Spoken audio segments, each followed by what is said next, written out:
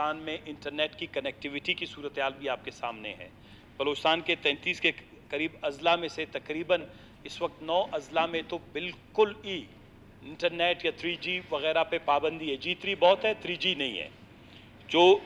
تو ہمارے جو نوجوان ہیں کورونا کے باعث تعلیم کے حوالے سے ایک بہت بڑا جو مسئلہ درپیش آیا، ہم اسی لیے ہمیشہ کہتے تھے، آپ کو یاد ہوگا پہلے دن کے اسمبلی کے اجلاس میں ہم آئے، ہم نے کہا پیسے جو ہیں بلوچستان میں، جو بلوچستان کے وسائل ہیں، وہ بلوچستان میں تعلیم پہ، ٹیکنالوجی پہ، ایڈوانسمنٹ پہ، انفارمیشن ٹیکنالوجی پہ، تاکہ دنیا کے جو ہے دیگر قوموں کے برابر ہم آ سکے۔ اور اس کا اندازہ ہمیں ہو گیا کہ جب ایک کرونا آیا تو ہمارے ہاں کنیکٹیویٹی کی یہ صورتحال ہے کہ ہم اپنے بچوں کو کہتے ہیں گھر میں بیٹھ کر آن لائن کلاسز لیں، جب وہ اگر کسی کے پاس ہے سہولت، نیٹ ہے تو بجلی نہیں ہے، بجلی ہے تو نیٹ نہیں ہے۔ دوسری بات یہ ہے کہ لوگوں کے پاس اتنے جو گیجٹس ہیں یا موبائل فون ہیں، یہ غریب بچوں کے پاس اویلیبل نہیں ہیں، اور اس کے اوپر مطلب پورے پاکستان میں یکساں پالیسی جب بنائی جاتی ہے، اس کا اطلاق بلوچستان پہ ہو ہی نہیں سکتا۔ بلوچستان کے زمینی حقائق پاکستان سے مختلف ہیں، غربت کے اعتبار سے، ٹیکنالوجی کے حوالے سے۔ کیسکو ابھی میں کوئٹہ میں خود جب بیٹھتا ہوں رات کو کام کرتا ہوں، 6 سے 7 گھنٹے لوڈ شیڈنگ ہوتی ہے۔ ہم کوئٹہ میں بیٹھ کے میں انٹرنیٹ پہ اپنا کام نہیں کر سکتا اتنی سہولیات کے باوجود، تو آپ اندازہ کریں کہ ایک عام بچہ، ایک عام نوجوان، ایک عام بچی اور ہماری بیٹی، وہ کیسے بلوچستان میں آن لائن ایجوکیشن سے فائدہ لے۔ حکومت بلوچستان کو HEC کے ساتھ اس مسئلے کو سنجیدہ بنیادوں پر دیکھنا چاہیے۔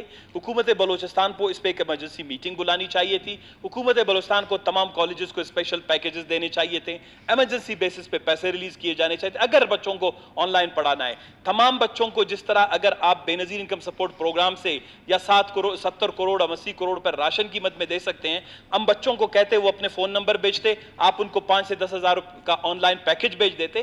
پاسبلٹیز ہیں، خدا نے بہت کچھ دیا ہے بلوچستان کو، ہم اپنے بچوں کے لیے بہت کچھ کر سکتے تھے، کبھی مل بیٹھتے نہیں ہیں، کبھی ان چیزوں پہ بات نہیں کرتی۔ رہی BMC کی بات ملک نصیر صاحب نے آپ کے ساتھ کی، سر ہمارے لیے افسوس کا مقام ہے کہ اس ایوان میں BMC کے اساتذہ، BMC کے اسٹوڈنٹس کے ساتھ ہم نے یہ وعدہ کیا کہ 1 سے 1.5 مہینے میں آپ کا امینڈمنٹ بل یہاں پر آ جائے گا۔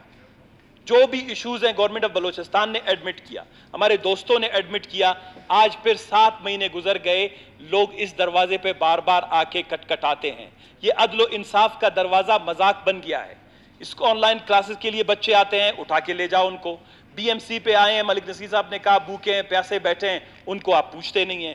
پرائیویٹ اسکولز کے حوالے سے کوئی بچے جو یہاں پہ جو ان کے ساتھ احتجاج کر رہے ہیں، یہ میرے خیال میں ہماری ذمہ داری ہے کوئی ان سے بات کرے، کوئی طریقہ نکالیں، ہم ان کو انسینٹیو دے سکتے ہیں۔ فیڈرل گورنمنٹ نے 30 سے 35 ارب روپے ہمارے جو ہے اڑپ کر لیے، NFC کے نہیں دے رہے ہیں۔ اگر ہم تھوڑی سی بھی ہمت کریں، ہم آپ کے ساتھ ہیں، ہم ہاتھ جوڑتے ہیں آپ کے ساتھ کہ ہم وہ پیسہ آپ کو واپس دلا سکتے ہیں۔ یہ پیسہ 30 سے 35 ارب روپے ان پرائیویٹ اسکولوں کو جا سکتا تھا، ان بچوں کی انٹرنیٹ کنیکٹیویٹی، ٹیکنالوجیکل ایڈوانسمنٹ کی طرف جا سکتا تھا، یہ BMC کے مسائل کی طرف جا سکتا تھا۔ آپ ہمارے ساتھ کم از کم بیٹھنے کے لیے آپ اپوزیشن کو ملائیں، اپنے ساتھ محترم اراکین اسمبلی کو ملائیں، بچوں کو ملائیں۔ یہ حکومت کا کام نیگوسیشن ہوتا ہے، ڈسکشن ہوتا ہے، ڈائلاگ ہوتا ہے۔ تو آپ نے صحیح کہا، فنانس منسٹر صاحب سے میں ان سے گزارش کرتا ہوں کہ خدا را ان معاملات کو اس طرح خراب ہونے نہیں دیں۔ لوگوں کا اعتماد حکمرانی اور ان اداروں سے اٹھتا جا رہا ہے، لوگ اسمبلیوں سے اعتماد اٹھتا جا رہا ہے، اس لیے لوگ دوبارہ میدانوں کا اور پہاڑوں کا رخ کرنے لگے۔ جی شکریہ سر، تھینک یو جی۔ جی